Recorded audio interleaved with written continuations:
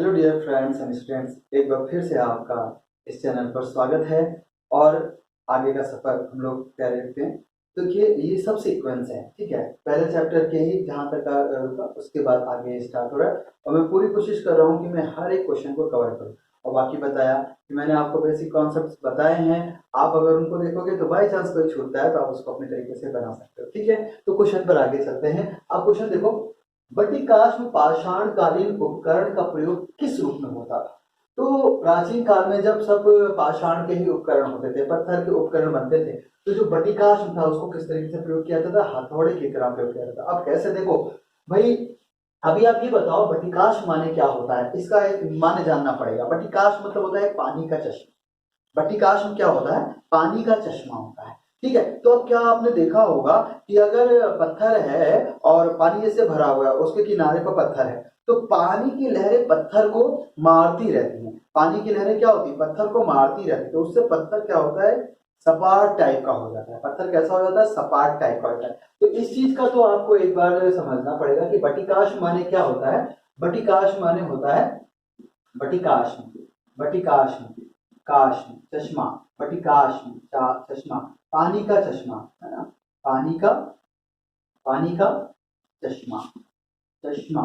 चश्मा का मतलब ये मत समझ लेना कि वो लगाने वाला चश्मा, मतलब यहाँ पर पानी भरा होता है और थोड़ा चलता रहता है, ठोकरे मारता रहता है, ठीक है। बस इस चीज को इतना सा ध्यान रखना है, ठीक है। तो उससे अपने आप क्वेश्चन अपना बन जाता है। तो बटिकाश में पानी का चश्मा, तो क्या होता है कि पानी भरा रहता है और वो बार बार लहरे टाइप का आता है और पत्थर को मारता रहता है, क्योंकि भाई उसमें तो पाषाणकालीन लिखा ही हुआ है और बटिकाश में भी लिखा हुआ है पानी का चश्मा पत्थर को मारता रहता है। तो मारता रहता है पत्थर को, तो कैसा होता है? सपाट रहता है। तो प्राचीन काल में ऐसे पत्थर को हथौड़े की तरह यूज किया था। उपकरण कैसा? पाषाणकालीन कैसा उपकरण? हथौड़े की तरह यूज किया जाता था छोटे छोटे औजारों को बनाने के लिए। तो सीधी सीधी बात हो गई। बटिकाश माने बस पता था पाषाणकालीन उपकरण है, पानी था, उसने चिकना कर दिया पत्थर को और उसको हथौड़े की तरीके से यूज करा जाता था, ठीक है। तो आशा करता हूँ समझ में आया होगा। अब आगे की ओर हम चलते हैं। नेक्स्ट क्वेश्चन आया, पाषाणकालीन उपकरण कोर क्या था तथा कोर प्रणाली क्या थी?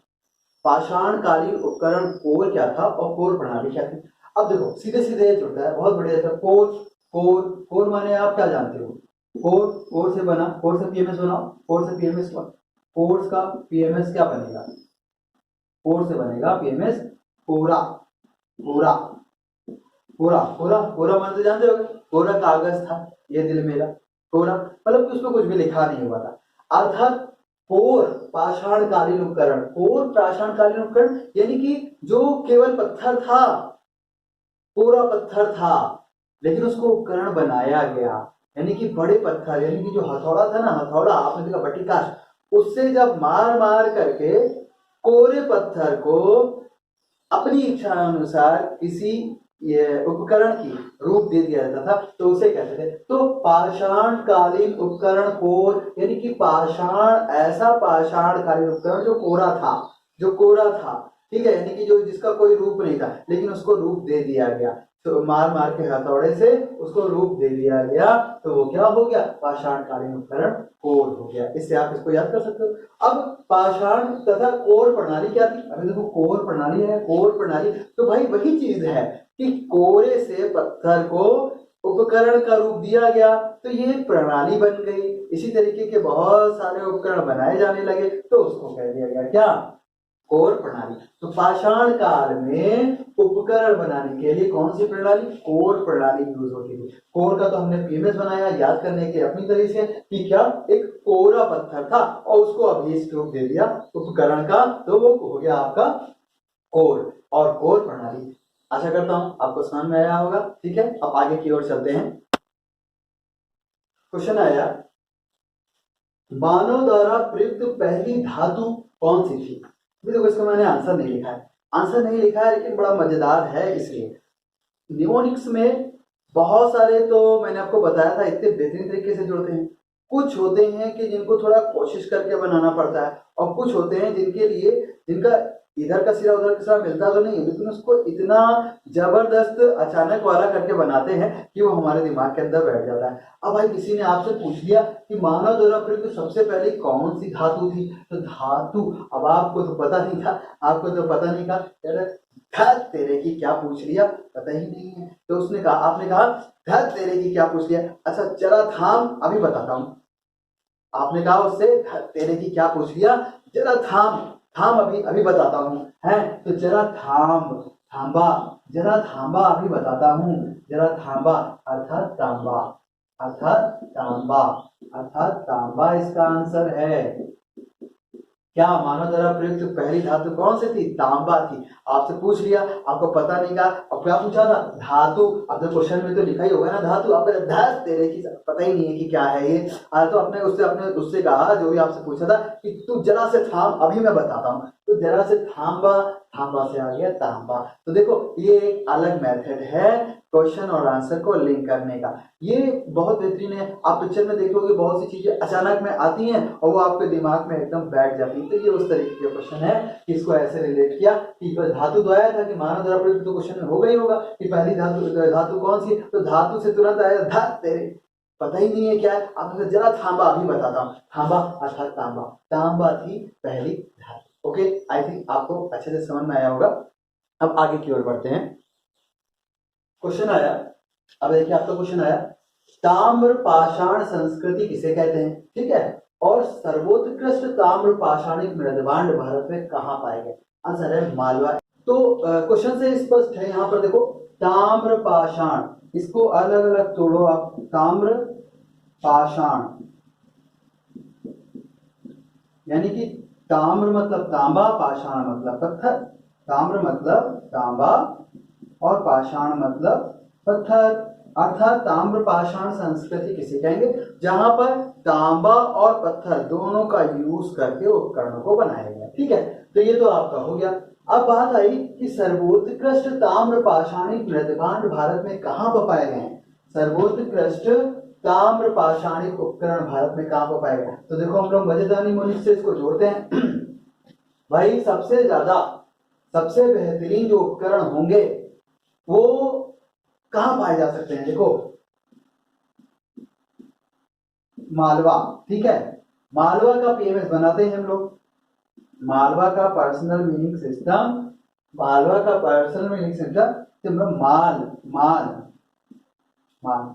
अरे भाई सर्वोत्कृष्ट उपकरण जो होंगे वो उसी जगह पर तो दिए जाएंगे जहां पर उसको लेने वाले लोग होंगे, यानी कि जिनके पास माल होगा। जिनके पास माल ही नहीं होगा वो लोग कैसे लेंगे, और फिर वहां पर उनको रखा ही क्यों जाएगा लेने के लिए, सीधी सीधी बात है ना। तो सर्वोत्कृष्ट जो ताम्र पाषाणिक मृदभांड भारत में पाए गए हैं वो कहाँ पे पाए गए, जहां पर लोगों के पास बहुत माल था, अर्थात मालवा। और माल वास्तव में किसके पास होता है, देखो हम तो बना रहे हैं ना, हम तो इसको आंसर के हिसाब से रिलेट करेंगे। तो माल किसे, एमपी लोगों के पास बहुत माल होता है। एमपी का मतलब मध्य प्रदेश, मध्य प्रदेश का मतलब एमपी, और एमपी लोग यहाँ पर तो मध्य प्रदेश का, एमपी का मतलब है, यहाँ पर एमपी का मतलब है मध्य प्रदेश, है ना। लेकिन हम लोग इसको कैसे अपने जोड़ने के लिए करेंगे निमोनिक्स में कि माल माल किसके पास होता है, एमपी एमएलए जो होते हैं उनके पास होता है, और एमपी यानी मध्य प्रदेश। तो ताम्र पाषाणिक प्रतिभा जो सर्वोत्कृष्ट थे, जिनका दाम बहुत ज्यादा था,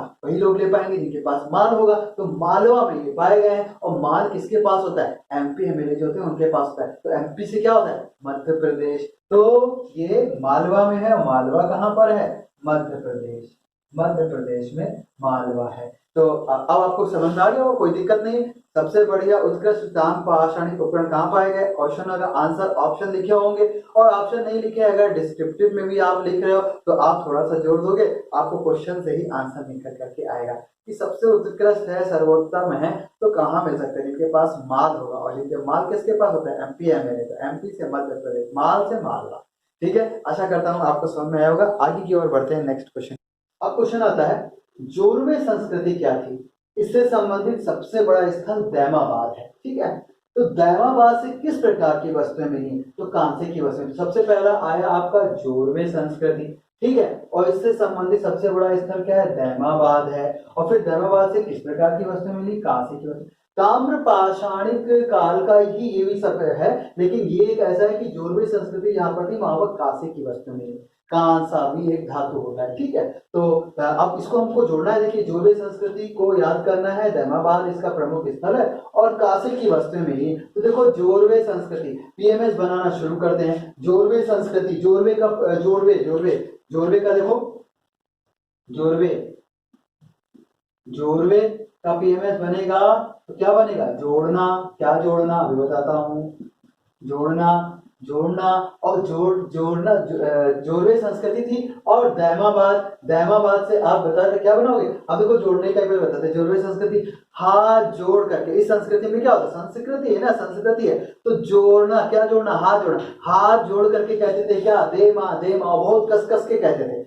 इस संस्कृति में ये हमने अपना बनाया, निमोनिक्स बनाया याद करने के लिए। जैसे आया जोरवे संस्कृति, जोरवे क्वेश्चन में लिखा जोरवे, जोड़ना। क्या जोड़ना, हाथ जोड़ना। और हाथ जोड़ करके क्या कहते हैं, खाना मांगते हैं बहुत कस कस के, दे माँ दे माँ, दरवाजे को पहुंच के कहते हैं दे माँ दे माँ दे माँ, बहुत कस कस के कहते हैं। तो क्या कहते थे, जोरवे संस्कृति। तो जोरवे से हो गया जोड़ना। क्या जोड़ना, हाथ जोड़ना। क्वेश्चन में लिखा ही होगा, अपने आप ही बन जाएगा। और फिर हाथ जोड़ करके क्या कहते हैं, हाथ करके क्या कहते हैं, दैमाबाद। तो दैमाबाद का पीएमएस बनाएंगे, दैमाबाद। तो दैमाबाद का देमा देमा दैमा दैमा देमा, ठीक है, देमा देमा।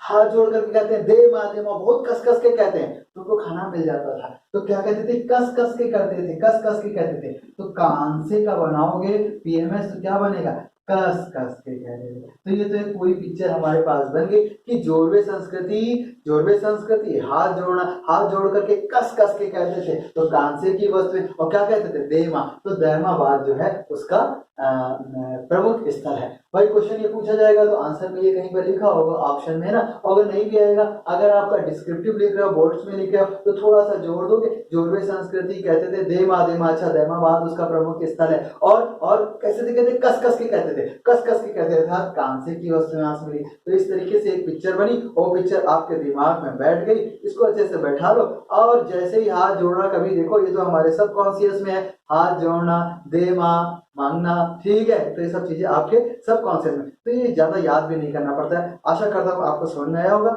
नेक्स्ट क्वेश्चन की ओर आगे बढ़ते। क्वेश्चन आया, ताम्र पाषाणिक संस्कृति का लोप कब हुआ। आंसर है 1200 ईसा पूर्व के लगभग इसका लोप हो गया। अब लोप मतलब गायब हो गई, चली गई, हमको जोड़ना है। ऐसे तो अगर याद करेंगे तो बहुत सी संस्कृतियां कब स्टार्ट हुई कब गई, बहुत से सन होते, लेकिन देखो आपके लिए बनाता हूँ क्योंकि बेहतरीन तरीके से।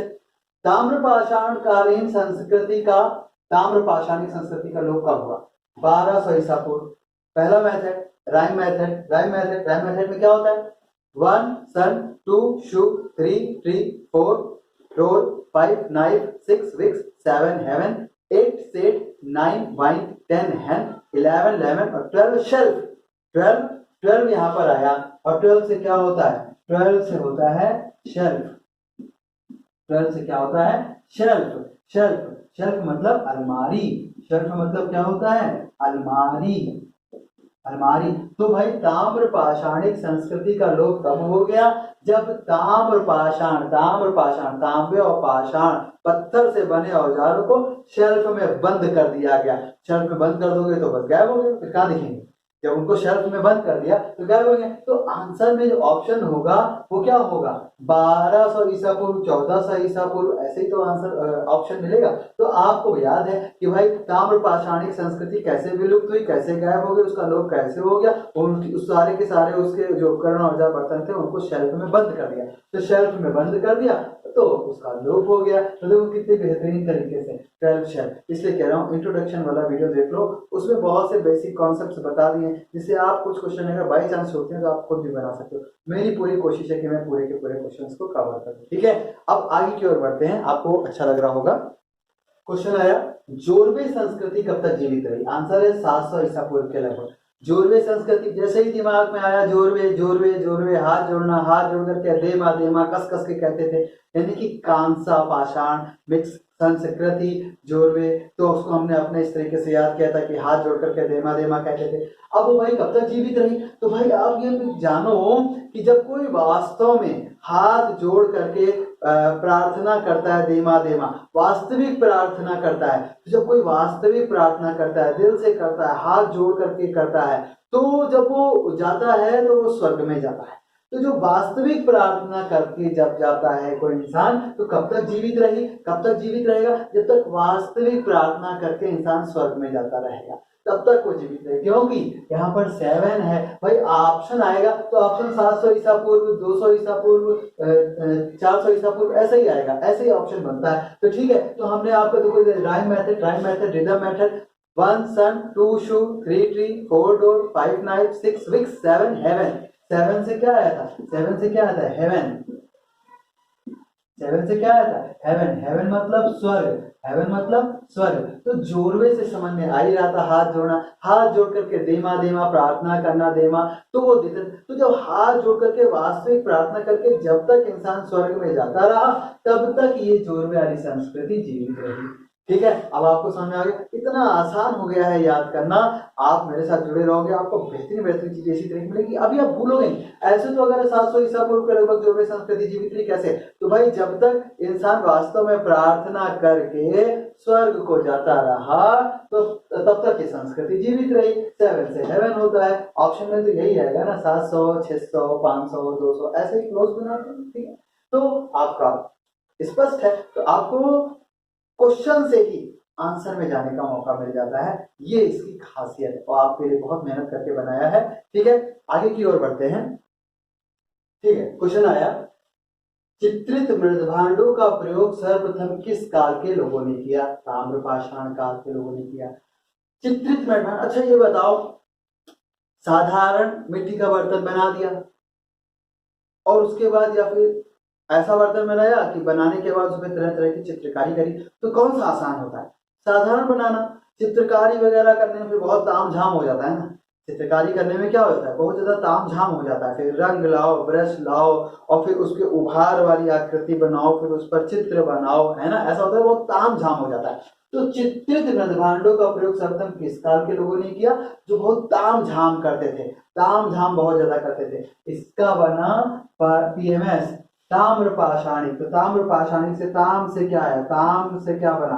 ताम से बड़ा ताम झाम, ताम से बना ताम झाम, ताम झाम।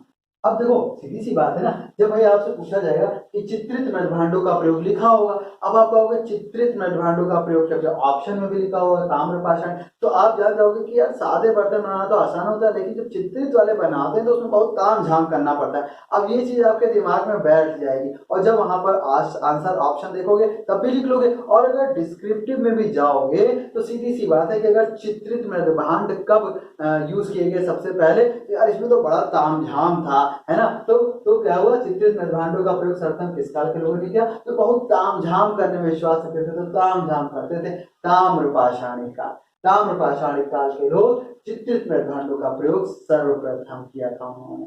ठीक है, आशा करता हूँ आपको अच्छा लग रहा होगा, समझ आ रहा होगा। प्लीज आप मेरा भी मोटिवेशन करो, आप ज्यादा से ज्यादा संख्या में इसको शेयर करो, और प्लीज चैनल को सब्सक्राइब करो, जिससे कि मुझे और अच्छा मनोबल मिले और मैं आपके लिए और अच्छे तरीके से लेके आऊं। आपको पूरा का पूरा कंपटीशन, चाहे बोर्ड, चाहे आईएएस एग्जाम्स के लिए भी इस तरीके से याद करा दूंगा कि वो हमेशा के लिए आपके दिमाग में, जितनी ज्यादा आप फैक्ट्स लिखते हो ना आईएएस एग्जाम्स में भी, और कंक्लूजन तो लिखना ही पड़ता है ना, तो उतने मार्क्स बढ़ते हैं। तो आपको यहाँ पर से अपने दिमाग में इतनी बेहतरीन तरीके से चीजों को स्टोर करना सिखा रहा हूँ कि आप कभी नहीं भूलोगे, और परीक्षा में ज्यादा से ज्यादा चीजें लिखोगे, ज्यादा से ज्यादा अंक प्राप्त करोगे। विश्वास करता हूँ कि आपको आ रहा होगा। लाइक शेयर करते रहो, प्लीज सब्सक्राइब करो। आगे की ओर बढ़ते हैं हम लोग। क्वेश्चन है, ताम्र पाषाणिक संस्कृति को सर्वप्रथम तांबे के प्रयोग के कारण और किस नाम से जाना जाता है? इसको चाल्कोलिथिक युग कहते हैं। इसको क्या कहते हैं? चाल्कोलिथिक युग कहते हैं। अब देखो, ताम्रपाषाणिक संस्कृति और चाल्कोलिथिक युग, कोई कॉम्बिनेशन, कोई लिंक नहीं बैठ रहा है। तो क्योंकि पूछा जा सकता है ना कि ताम्रपाषाणिक संस्कृति को और क्या कहते हैं, ऑप्शन दे दिया एबीसी की, उसमें चाल्कोलिथिक युग आएगा। तो ये तो पता है कि ताम्रपाषाणिक संस्कृति में सर्वप्रथम तांबे का भी यूज हुआ, तांबे के भी यूज से उपकरण बनाए गए, तो इस कारण इसे चाल्कोलिथिक युग कहते हैं। अब इसको लर्न कैसे करें? इसको लर्न करने के लिए क्या करना पड़ेगा? लर्न करने के लिए वही हमारा एक पहला मेथड रहेगा कि पीएमएस बनाते हैं हम लोग। तो ताम्रपाषाणिक का तो पीएमएस बना हुआ है, तांबा और पाषाण, ठीक है, वो भी हो गया कि इसमें तांबे का प्रयोग होता है। अब चाल्कोलिथिक को कुछ इस तरीके से कनेक्ट करें कि हमारा आंसर मिल जाए। ठीक है, तो देखो चाल्कोलिथिक क्या है? चाल्कोलिथिक, चाल्कोलिथिक लिथिक, इसका बनाते हैं हम लोग पीएमएस। कुछ ऐसा पीएमएस बनाएंगे जो हमारा इससे कुछ इंटरटेनिंग कनेक्शन हो जाए, ठीक है। तो चाल को अकुजी बनाओगे, चाल को तो चाल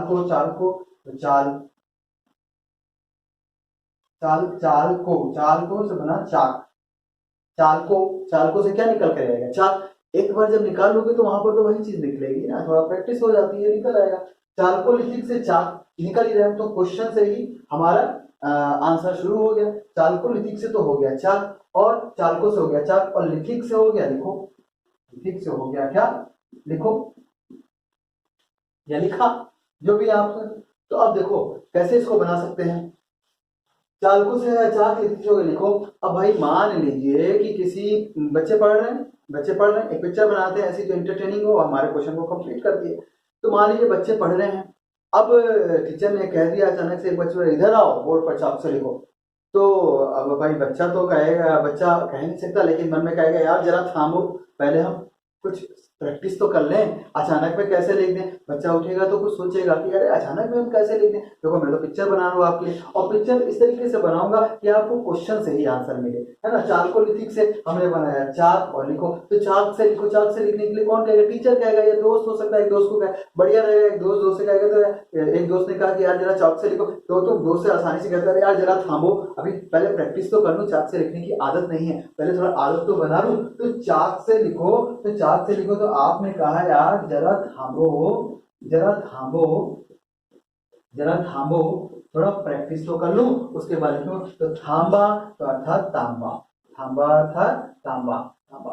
देखो पिक्चर तो ऐसे बनानी पड़ेगी, मतलब आप कैसे कर सकते हो, चालकोलिथिक युग, ताम्र पाषाण संस्कृति। अब ऐसे याद करने की कोशिश करोगे तो 2 दिन के बाद 100% बोलोगे। लेकिन अब यहाँ पर क्या किया, याद नहीं करने की कोशिश करनी, याद नहीं करनी, पिक्चर एक बन गई। क्या चालकोलिथिक, चालकोलिथिक ऑप्शन में होगा ना, आंसर में होगा, है ना। या तांबा पाषाण, यहाँ पर दोनों चीजें होती हैं, है ना। तो चालकोलिथिक से हमने बनाना शुरू किया, चाक से लिखो, चाक से लिखो। अब चाक से लिखो तो चाक से कोई तुरंत थोड़ा, तो तुमने दोस्त से कहा, दोस्त ने कहा तो दोस्त से कहा जरा थांबो यार, पहले थोड़ा प्रैक्टिस तो करो, थांबो अर्थात थांबो। तो यहाँ पे क्या है कि हमारा क्वेश्चन और आंसर लर्न नहीं करना है, क्योंकि क्वेश्चन आंसर दोनों वहां पर दिए होते हैं, हमको तो एक लिंक बनाना है, और लिंक हमने बना लिया। जब हमने एक बार लिंक बना लिया तो वो लिंक सामने दोबारा जरूर जाएगी, तो इसको भी याद कहाँ करना होता है, नहीं याद करना होता है ना। वेरी गुड, आशा करता हूँ आपको समझ में आ गया होगा। आगे की ओर बढ़ते हैं, प्लीज लाइक शेयर करो और सब्सक्राइब करने के लिए अपने दोस्तों को बोलो, चैनल को। आगे बढ़ते हैं हम लोग। अब आपको क्वेश्चन आया कि ताम्र पाषाणिक संस्कृति को मृदभांडों के आधार पर किन 2 भागों में बांटा गया है। मृदभांड तो आप समझते होंगे, बर्तन, मृदभांड, मृद मतलब मृदा, भांड मतलब बर्तन, मिट्टी के बर्तनों के आधार पर इस संस्कृति को किन 2 भागों में बांटा गया। तो पांडुरंग मृदभांड की दक्षिण क्षेत्र की संस्कृति और लाल रंग के मृदभांड की उत्तर क्षेत्र की संस्कृति। अब देखो भाई पांडुरंग, अब पांडुरंग कौन सा होता है ये तो आप, मैं भी ये सर्च करूंगा तो देखूंगा, ऐसे तो नहीं पता है, ठीक है कोई बात नहीं है। तो मृदभांडों के आधार पर ये ताम्र पाषाणिक संस्कृति को 2 भागों में बांटा गया, दक्षिण क्षेत्र की और उत्तर क्षेत्र की, दक्षिण क्षेत्र की और उत्तर क्षेत्र की। तो दक्षिण क्षेत्र की कहते हैं इसको पांडुरंग के मृदभांड, और लाल रंग के जो मृदभांड होते हैं उनको कहते हैं उत्तर। तो ठीक है, अब हमको ऐसे तो नहीं याद रह सकता है, बना देना आपके लिए, यही तो मैंने आपके लिए किया है, मेहनत करिए, ठीक है। देखो कितना मजेदार, भूल ही नहीं सकते हो। अब देखो पांडुरंग मृदभांड की दक्षिण क्षेत्र की संस्कृति, ठीक है, दक्षिण क्षेत्र। अब आपको मैंने, अब जब इंट्रोडक्शन वाला वीडियो बताया था उसमें बाई चांस एक नेम आया था, मतलब मैंने आपको सिखाया था उसमें एक उदाहरण के रूप में कि संगम सम्मेलन। तो जब हमें आपने संगम सम्मेलन कराया, बताया था, तो उसमें हमने बताया था कि जो दक्षिण के जो पुजारी होते हैं, दक्षिण के जो, उनको पंडा कहते हैं। आप कभी भी जाओ दक्षिण क्षेत्र के मंदिरों में, वहां पर पंडा लोग होते हैं, जगन्नाथपुरी चले जाओ, कहीं पर भी चले जाओ, तिरुपति बालाजी चले जाओ, वहाँ पंडा लोग होते हैं, एकदम खींच करके अपनी तरफ आपको आकर्षित करते हैं कि हम पूजा कराएंगे, हम रखेंगे, ये ऐसा होता है। तो देखो यहाँ पर आ गया क्या, पांडुरंग। तो पांडुरंग का, पांडु का पीएमएस बनाओ, पांडु का पीएमएस बनेगा पर्सनल मीनिंग सिस्टम से। अपने लिए हम बना रहे हैं ना, भले ये चीजें झूठी हैं लेकिन हम याद करने के लिए बना रहे हैं, क्योंकि ऐसे तो हजारों क्वेश्चन है, याद करेंगे फिर भूल जाएंगे, लेकिन इस तरीके से याद करेंगे तो हमेशा के लिए याद हो जाएगा, क्योंकि सब कॉन्सेप्ट से रिलेट कर देते हैं। तो पांडु से, पांडु देखो हमारे क्वेश्चन से ही हमारा आंसर निकलता है, या आंसर पे क्वेश्चन चलता है, एक लिंक बन जाता है शुरू से आखिर तक का। पांडु, पांडु से आ गया पंडा, पांडु से आ गया पंडा। और पंडा लोग हम लोग बताते हैं, पंडा लोग कहाँ के होते हैं, दक्षिण के होते हैं, दक्षिण में पंडा लोग होते हैं। तो ये तो सीधे सीधे हमारा कनेक्ट तो हो गया कि जैसे हमने देखा पांडुरंग, अच्छा पांडु से बन गया पंडा, याद नहीं करना पड़ा, यहाँ इसी से निकल रहा है, याद कहाँ करना है, इसमें कुछ नहीं, पांडु से बन गया पंडा, और पंडा हम जाते कहाँ, दक्षिण। तो दक्षिण क्षेत्र की संस्कृति क्या होगी, दक्षिण क्षेत्र या पांडुरंग ब्रह्मांड, पांडुरंग के ब्रह्मांड दक्षिण क्षेत्र हो गया। क्लियर हो गया, क्लियर हो गया। अब दूसरा दूंगा इसको करेंगे लाल रंग के ब्रह्मांड। अब भाई देखो सीधी सी बात है, इस चीज को तुमने देखा होगा कि जैसे दक्षिण में हम जाते हैं तो क्या होता है, गर्मी बढ़ती जाती है ना, तो वहां के लोगों का रंग कैसा होता है, काला होता है। अब मान लो पांडुरंग उसी को कहते हैं, पता नहीं, लेकिन जैसे ही हम लोग ऊपर की ओर उत्तर की ओर बढ़ते हैं तो लोगों का रंग कैसे हो जाता है, लाल और सफेद गोरा होता जाता है, और लाल गेहुआ होते हुए गोरा फिर हो जाता है, ना, गोरा हो जाता है। तो उत्तर क्षेत्र में किस तरीके के, लाल रंग। उत्तर क्षेत्र भाई देखो नीचे गर्मी ज्यादा होती है, जाके देखो भी तो दक्षिण क्षेत्र में लोगों का रंग बहुत काला टाइप का होता है, दबा हुआ, और जैसे ही ऊपर की ओर चढ़ते हैं, उत्तर की तरफ चढ़ते हैं, तो गेहुआ लाल रंग, उसके बाद मतलब गोरा रंग हो जाता है। तो लाल रंग की जो मृदभांड की संस्कृति वो कहाँ की, उत्तर में। लाल रंग कहाँ दिखेगा, उत्तर में दिखेगा। आशा करता हूँ पूरी तरीके से समझ। अब इसको आपको कुछ नहीं करना पड़ेगा, क्योंकि भाई देखो क्वेश्चन में लिखा होगा ना कि ताम्र पाषाणिक संस्कृति को मृदभांडों के आधार पर किन दो भागों में बांटा गया। तो हो सकता है कि आपको ऑप्शन में कि क्या ये पांडुरंग का मृदभांड किस क्षेत्र का है, दक्षिण का है, उत्तर का, तुरंत जान जाओगे पांडु पंडा दक्षिण से। लाल रंग का किधर का है, तो अब लाल रंग ऐसे याद करोगे उत्तर क्षेत्र का है तो नहीं याद है, लेकिन जैसे से आपने इससे कनेक्ट किया कि भाई दक्षिण में गर्मी ज्यादा होती है, काले लोग ज्यादा होते हैं, जैसे उत्तर की ओर बढ़ते हैं तो लोग लाल गेहूं और गोरे होते चले जाते हैं। तो लाल रंग के मृदभांड इधर है, उत्तर क्षेत्र के। क्वेश्चन तो इस तरीके का, ये क्वेश्चन तो अपने आप में एक ही है ना, तो उसका आंसर भी एक ही है, तो इस तरीके से ये बनता है। ठीक है, आशा करता हूं कि आपको समझ में आया होगा, और हम लोग आगे चलते हैं अपने दूसरे क्वेश्चन की ओर। क्वेश्चन है पांडुरंग मृदभांड संस्कृति के अंतर्गत प्रमुख संस्कृतियां कौन सी हैं। तो इसका आंसर है क्वेटा, कुल्ली और आम्रीनाल। अब देखो अभी तो बताया था पांडुरंग संस्कृति, ठीक है, पांडुरंग संस्कृति हो गई।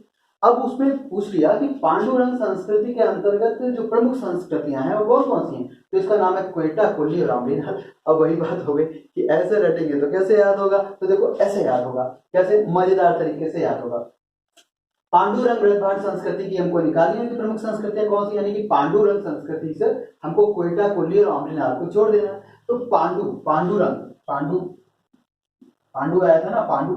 अब अगर पांडु का आपने बनाया था तो एक तो आपको पता था कि पांडु से पंडा बन गया था, एक तो आपको पता था पांडु से क्या बन गया था, पंडा। लेकिन अब पंडा से करेंगे तो हमारी इस पिक्चर नहीं बनती, हमको यहाँ पर इससे पांडुरंग से इन तीनों को जोड़ना है। तो पांडु से अगर आप दूसरा देखोगे तो एक चीज और बनता है। देखो फिर कह रहा हूँ कि कुछ ऐसा शब्द आने वाला होता है ना कि जो कि मजाकिया होता है, तो भाई यहाँ पर तो हम इंटरटेनमेंट के साथ ही पढ़ाई करा रहे हैं, अन्यथा नहीं लेना है, उसको मनोरंजन के रूप में लेना है ना। और कई बार ऐसे शब्द आते हैं जैसे कई पल्लवरम आ गया था कि पत्ता बिछा करके और उस पर शिला पर बैठ गए थे, और रम के लिए दास को बुला लिया था, मद्रास, पल्लवरम मद्रास, है ना।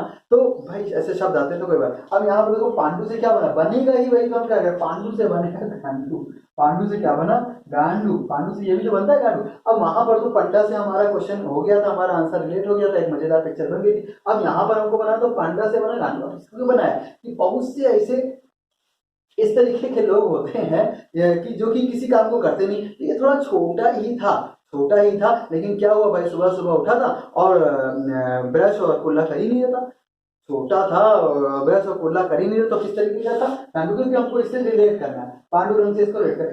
तो भाई कुल्ला कर ही नहीं रहता, कुल्ला ही नहीं कर रहा था, ब्रश ही नहीं कर रहा था। तो हमने प्यार से उससे कहा, पता तो था कि वो ऐसा इस तरीके का है, पता तो है कि इस तरीके का है, तो हमने उससे क्या कहा, क्वेटा का पीएमएस बेटा, क्वेटा बेटा, क्वेटा का बेटा, कुल्ली अर्थात कुल्ली कर लो, कुल्ली का तो कुल्ली बन ही गया, कुल्ली का तो कुल्ली बन ही गया कि तुम, और कहीं और मत जाओ, इसका फेमस बनाओ, कहीं और मत जाओ, इसका फेमस आमरी नाल, हमारी ही नाली, हमारी आमरी नाल, हमारी नाली। तो उन्होंने कहा एक गांडू टाइप का बेटा था, तो वो कुल्ला कर ही नहीं रहा था, ब्रश कर ही नहीं रहा था, कुल्ला नहीं कर रहा था। तो हमने कहा ए मेरे बेटा, कहीं और मत जाओ, हमारी नाली में ही कुल्ली कर लो।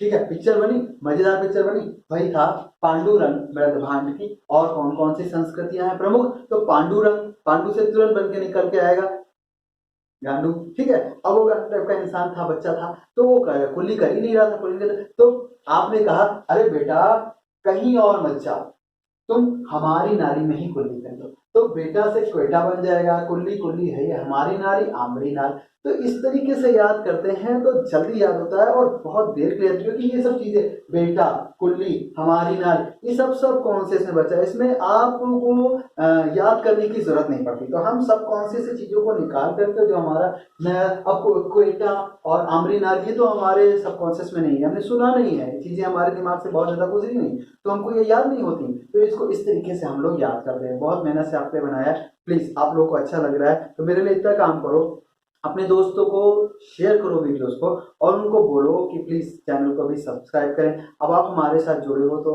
हम आपके उत्थान के लिए काम कर रहे हैं, तो आप थोड़ा हमारे भी मोटिवेशन और उत्थान के लिए काम करो, जिससे कि हमें भी अच्छा लगे, ठीक है। तो आज के लिए इतना ही, नेक्स्ट वीडियो में आपसे इसी के आगे मिलेंगे। Thank you, have a nice day, और प्लीज लाइक शेयर जरूर करना, ठीक है। Thank you.